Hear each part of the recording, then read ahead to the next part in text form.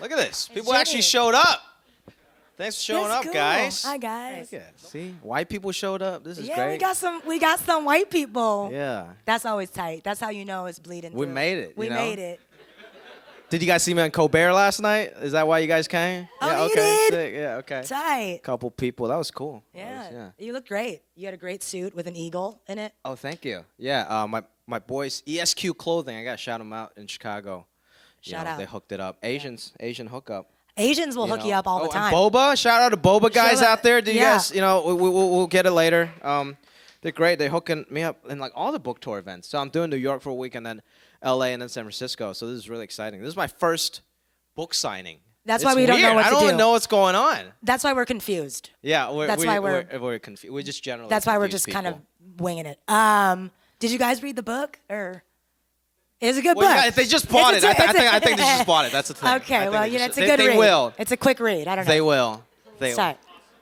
The prologue was awesome. Dope. Am I right? Mike Judge wrote the foreword. That was really cool. That was cool. Yeah. Nora, you read the book. I gave you an advanced reader copy. I loved the book. Thank you. I laughed. I cried. I felt bad because I think I told you I was like, it's really funny, but then I realized that like it's not funny. Like it's like it's so funny. I love it, and it's like really intense. Well, at certain parts, I think, especially if you can relate to it, it could be because I wrote the book. I took some time off from stand-up to write the book, so I can like explore some like more truthful things and like the themes and like being an Asian, like kind of teetering between the two cultures. How do you still respect your parents and pursue your dreams at the same time? And that stuff is hard to put in a stand-up format. So that's one of the reasons. So I'm glad you felt both ways. I love it. I mean, one of my favorite parts of the book is when you are coming to America for the first. I don't know if you'll read this. Can I reveal it? It's not like Gone Girl. Well, they this bought is not like I got and Look, they bought the book already. It's Y'all fine. bought the book, right? It's a really good book. It looks great. No, one of my favorite parts is when you moved here when you were 13 from Los Angeles from China. Hong Kong. From yeah, Hong China, Kong. Yeah. And you were doing the Pledge of Allegiance in your class, and you described it as like a cult. And I never thought about like what it would be like to, as a child, to like walk in on a Pledge of Allegiance. Oh yeah. As a non-American, you know what I mean? It's like walking into like a Scientology. It would be. Everyone knows it. They're just like A lot of things we take for granted. We just think it's normal. Like homeroom. Homeroom. What you said about homeroom. What the hell is homeroom? What is Pledge of Allegiance? PE class even that's weird. Yeah, if you come from a different culture. And locker rooms, I never had to change into my PE clothes. Like I think you got naked in the locker rooms, huh? Well, no. Oh, okay, no. What kind of school did you go to? I went to. Well, I mean, you could. That's an option. I think in high school you could. There's that one kid that always gets naked in the locker room. Yeah. I'm like, dude, why are you naked right now? Like, this is weird. I think like the locker room thing was interesting because, well, first of all, I never had to change. I never had to get down to my underwear. Right. And you really like it's like I always think about this. Like, okay, I'm not trying to be crude here, but how would you know if you like wiping your ass properly? You won't, because you've only seen one person wipe your ass. That's yourself. You don't know how other people wipe their ass. Is it this way? Is it that way? It's front to like back. On the side or Yeah, no, I know. I feel you. People think they're killing it, but they're not. So you don't know until you see other people. So I never changed in front of other people. Oh yeah. Like aside from my parents. Right. And so I was wearing tighty whities because that's what like everybody wore in Hong Kong. But then everybody here wore boxers. Right. And like they'll call you like a different amount of like gay slangs for wearing like tidy whities. But the kid still made you pull your pants down a little bit. But he was helping. He was helping you there. Yeah, he was. So the story was like he told me to like sag my pants. I had no idea what how would you know what sagging meant if you just came from Hong Kong, right? He pulled him all the way down. So he's like, so then he was like, just pull down your pants. So I'm like, oh man, like, am I gonna get raped? Like, what is? So this is like how you get jumped into like the LA Unified School District, Right. I pulled it all the way down to my knees, and he was like, no, pull it up, man. Like, it's not cool. So I like sagged my pants, my tighty whities. So like just little things, like even the difference between like boxers and tighty whities, it gets lost in translations when you move to a different continent. Yeah. There's more of a hold with one, A hold? It hugs it a little bit. It's more huggable. You know what I mean? Oh, now I only wear Uniqlo Airisms. They're not paying me. Oh, okay. But, like, they're all right. They're the only thing I wear. That's pretty tight. Yeah. Yeah. I mean, so did, like after that you were a strip club DJ, right? Not immediately. I wasn't a strip club DJ when I was 14. So you immediately went from sagging your I pants. mean, I would have liked to be. Eventually I did. I think it was during a phase where a lot of you, I don't know, like who's like in the arts here? Is there anybody like a musician, stand up? It was 4. Yeah, great, awesome. What do you Great. do? You're an actress. Great. Great, that's awesome. We need more. You know what I mean? You know, we need more. they are. All right. They always say you don't see. Are you theater actors? Like, are you going to school for it or? Tight. That's great. See, she's. She's. I doing mean, it. did your parents support that decision or? Your mom Or supported. you adopted or That's something? cute. Like that's what? That's really cute. Wow, that's great. So those rare Because cases. to me, like my parents, like my dad straight up told me like, pursuing your dreams, that's not a thing. Like that's how you become homeless. Right. Right. We Like, still might. well, I mean, I currently am. I think no, but it's a weird cultural thing because I get it. Like they grew up. I'm first generation. I moved here when I was 13. So they grew up like during the Cultural Revolution in China. My dad wanted to go to university. He couldn't. He wanted to get a degree. He couldn't. He wanted to get a real job. He couldn't. So when I got a degree, that's all he wanted. So when I had the opportunity to actually go get a real job, he was happy. But to me, I come from a different generation where I want to go pursue my dreams, you know. Right. But he doesn't understand that. So I think, But one of the most heartbreaking aspects of one of the most heartbreaking scenes of the book, I call it a scene, is when you talk about going to MGM with your parents at age 10. Yeah. And then later you performed there in one of like their Yep. biggest rooms. And your dad was because like, you know it's not Asian even the- parents love the MGM in Vegas. They don't even gamble. They just use the voucher. They take the Chinese bus. That's seriously. That's how they retire. That's what my parents did. That's what my grandma does. You go to every casino. This is the most Asian shit in Vegas, right? You go to every single casino. You stop at Bellagio. You get the $10 players card, right? They give you $10 if you're a new player. Yep, And then yep. you play, you lose, you get the buffet there, maybe a free buffet. And then you go to the next hotel, get the $10 players Yeah. card. And then you just do a whole hotel tour. Yeah. And you end up getting like $100 free credit. Yeah, no, they're doing that, and then but sometimes they just take it home. They take the voucher and then they just mill about the food court really slowly. Yes. You know what I mean? Waiting for Yeah. the next bus. Yeah. Very sad. Yeah. But your dad, someone went up to you killed your set at the MGM, right? Yeah, I was doing a week at the Brack Ayers Comedy Club. This was, I think, a few years into stand-up where I'm comfortable enough to like invite my parents out, to see it. And I thought, the MGM, like it's a good place. Yeah. It's a great club. Let me see. Let me show them that I'm actually doing pretty well. And I had a really good set. Everybody was laughing. I made sure I took care of my parents and everything. Like sat them in a good seat, paid for the bills, and then. As the crowd was filtering out, people were like shaking my hands, taking pictures or whatever. And I saw my parents. I'm like, okay, I'm going to make them wait. I'm going to let them see how loved I am. And then they eventually came out, and I wasn't going to say anything to them, because Asian people don't say, I love you, I'm proud of you on the surface. Right. And my buddy Jack, who was the feature act that night, he went up to my dad. He was like, hey, sir, you got to be really proud of your son. I mean, how funny was he? How funny was he? And my dad was like, no, he's not funny. He's like, no, I don't understand what stand-up. No, I don't. It's just. But he likes Silicon Valley though. He does, but I mean, he still doesn't give it up. He's like, yeah, your stand-up's not funny, but Silicon Valley's pretty funny. You and your big guy friend, it's funny, but it's because of good writing on the show.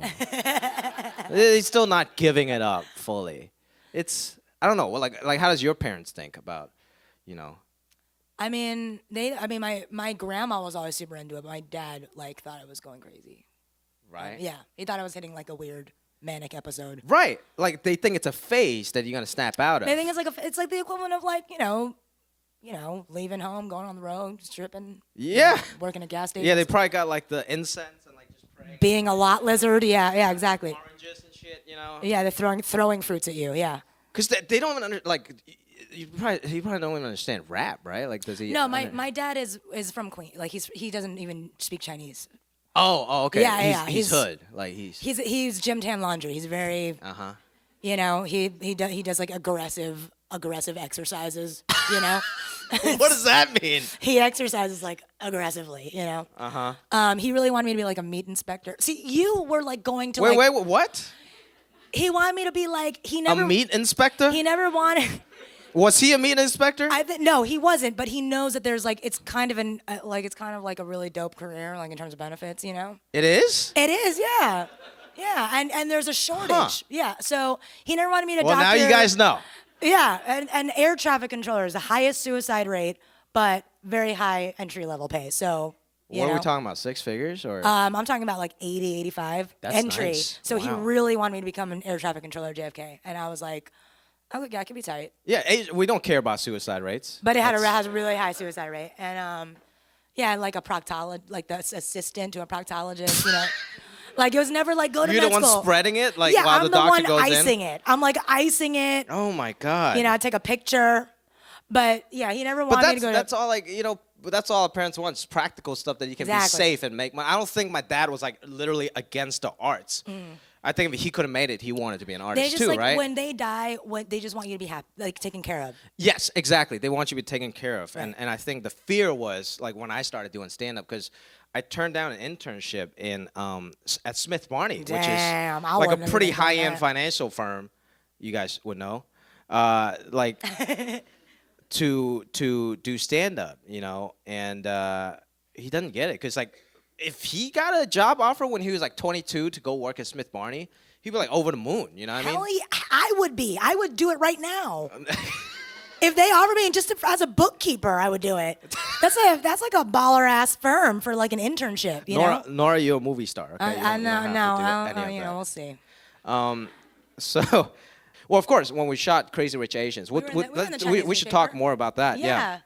That was fun. When we shot Crazy Rich, have you guys read that book, Crazy Rich Asians? Yeah, I'm super excited about it. Yo, he's like one of the best characters in the whole movie. No. He's hilarious. No. It's gonna be the breakout. No, but seriously, we're both great. Well, yeah. We both killed it. We murked it. It's good. No, it's a really great movie. We just saw a screening 2 weeks ago. It was really good. Really good. We're promoting that, so go see that. Yeah, it's not just like good for like the Asian community. It's actually like great. It's good for white people too. Yeah, so it's good all around. Yeah, all across is good. Yeah, it's really good. It was, I don't know, like I couldn't come up with ending for the book. You know, when I was writing it, and then I went to Malaysia and Singapore to shoot Crazy Rich Asians, and that was like the first time I felt like, because for so long, especially being an immigrant, I don't know how you guys feel, especially the people that are born, born here. I try so hard to be American, like almost too hard, you know, and try to be as not Asian as possible, right? Because you want to fit in, you don't want to be made fun of and all that. So not that it was intentional, but like I didn't only hang out with Asian friends like a lot of people. So I don't want to be that dude from like Koreatown or Chinatown that only had Asian friends, right? Well, yeah, because that's kind of it causes. I was the same way. Yeah, Asian like people didn't like me. Oh, really? Well, no, not the cool Asians, like the North Face menthol Asians. You know, like they thought I was weird. You know? Yeah, and you want to fit in like with all the kids, especially when you're younger. Yeah. So I think, and even on set, right, or even in the music industry, usually you're probably the only Asian person on a set, right? Yeah. And you're playing the Asian something, and you're just kind of like proud to like be Asian, which is fine. But when we shot Crazy Rich Asians, it was like everybody was Asian. They were all Asian. So me being Asian wasn't the special thing. I was hired because I was funny, and you were hired because you were funny. And then there's people that were hired because they were models, because not me. Well, you know? I mean, definitely some. You know, when I first heard Crazy Rich Asians was being made, I called my managers. I was like, guys, this is gonna be a huge movie for us Asians. Just please let me try auditioning for the lead role. I don't care. Like just let me try, okay? Just let me try. I just need a shot. And then my manager's like, look, Jimmy, I don't know how to tell you this, but they're looking for a good-looking guy for the lead role. And I'm like, okay, I understand. That's not my type. But you were too skinny for Bernard. Yeah, so I play this character Bernard Tai, Who's ratchet, who's to a say the like. This fat character asshole. is like he's fat, like he's supposed to be fat. But it was really fun playing that character. You just go all out. But everybody there, literally, it's like the most beautiful, the most talented, the funniest Asian people in the same movie, and I was like in the first time in a long time, I was like so proud, and I want to be like more Asian. Yeah. Well, I mean, but the thing is, like, when you put a group of Asian blank whatever, you know what I mean, in a group, like, it's gonna force them and a certain sense of individualism to come out. So they have to be different than one-dimensional. If you're the only Asian in a cast, you're not really shining. You know what I mean? You're the Asian guy. You're just the Asian. But if you're forced in a group with people, like I did some press. I met Michelle Yeoh, and she was saying to a reporter, she was like, it's so weird. Like, I can't even imagine what it would be like to feel like different in a country that's like not my own, because she's like is in Asia, so she's not used to, like, she has no idea what it's like she doesn't understand why we talk about the struggle, why we talk about representation. Like, she just doesn't get it because she doesn't need to. So it's like, I think it's a good step, So it's gonna be a big step, and I hope for it me, does well. like for me, even personally, like that's how I came up with the ending, because it kind of came full circle of me, being very Asian coming here to trying to be as American as possible. We're trying to work at a strip club where I don't really belong, and although your relationship with Shooter was very tender and loving. Oh, Sorry, yeah. that sounded weirder. That it was a very nice relationship. we'll talk about that. But, Yeah. But let me finish my thought here. And then that movie allowed me and Nico Santos, great comic. He was also in the movie. He went back to the Philippines for the first time since he immigrated here. Saw his nanny. Because of Crazy Rich Asians. Saw his nanny, and Nico's made it. He's on Superstore, so he's like taking care of people back home now. I can't really do that because, Philippines is a little cheaper than Hong Kong. I can't afford anything in Hong Kong. So I went back to Hong Kong for the first time after the shoot of that movie. The first time? That was in 17 years. Oh, wow. And it was just a great feeling, because I think I've avoided going back there because I think I've changed so much, and I'm afraid the city has changed so much that it will kind of ruin my whatever childhood memory that I had. But I went back, it was great, and it came full circle. Like, I just felt, so embraced. Like, I was just a dude, you know what I mean? Like, I wasn't the Asian dude or whatever, I didn't have to, like when we're shooting the movie, we're like, hey, Nora, hey, Harry, hey, Henry, meet at the lobby, we'll go get some food. Right. And we just got like food, and everybody was kind of on the same page. We're all foodies. We went to like the best dumpling restaurant. We ate some weird shit. I just was into food. Yeah. But here, like with my friends, like on the group chat, I got a Persian friend, I got a white friend. I'm like, can we go? Like, do you guys want to go to a Chinese restaurant? They're like, nah, I don't know. I'm like, and then I gotta convince them, like, this is actually authentic, but you guys are able, like, you guys will be cool with it. Yeah, you guys will like it. So it's none of that. That's gone. Yeah. And especially when I'm in Hong Kong, like, I'm not just like an Asian dude stereotypically eating dim sum in fucking Chinatown, Right. I was just a dude having lunch. So that really was able to help me really kind of see who I really am and like kind of find what I'm about. And I'm still going through that process because the movie finished shooting in August. And immediately after I came back from the movie, I think that happened to a few people. We got depressed. We got depressed. Yeah. I broke up my girlfriend because she was too white. Oh, shit. And God damn. well, no, it was, her favorite restaurant was Applebee's. What? I mean, what the fuck? What's wrong with Applebee's? What, that's your favorite restaurant, though? I'll tell you, it's up there. I mean, amongst other reasons. But, it made me realize, like, instead of trying to be, I think the reason why I seriously dated her, because she was, like, a tall. She was hot. She was, well, okay. Yeah. She was hot. You make me sound like a super vain asshole, but. Yeah. No, she was hot. She was hot, but, like, she was, like, a tall, like, back in the day, high school prom queen or whatever. That's like the all-American girl. That's what I wanted because I was trying so hard to be American. But really, we weren't that compatible. So, this trip kind of showed me, like, dude, like, I need to go out with some Asian girls, man. Like, what the fuck's wrong with me? You know how I found myself in Malaysia? Huh? I went to Phuket and I saw an older couple having sex in the business lounge. What? Yeah. So that day had a real significant impact on. I saw Malaysian Airlines go down twice in a row, right? Yeah. As like, I don't know how old I was. I saw it go down twice in a row, and I was like, oh, thank God I'll never ride that airline. Oh yeah. Then I went to Malaysia. I was on that airline Yeah. every day. Every day. Yeah. We would have turbulence And then you saw I thought we were going down. Was that couple also having sex? No, they were having sex it was like the Qatar Airway, and they were in Phuket, and she was wearing a Starbucks shirt. It wasn't that she worked at Starbucks. She was just wearing a T-shirt with the Starbucks. Right, because Asian people love branding. No, she wasn't Asian. She was like they were like French or something, and they had drank a lot of the business lounge champagne, and she was riding them. Huh. That's cool. It was horrifying. So, Asia meant a lot to me as well, and I really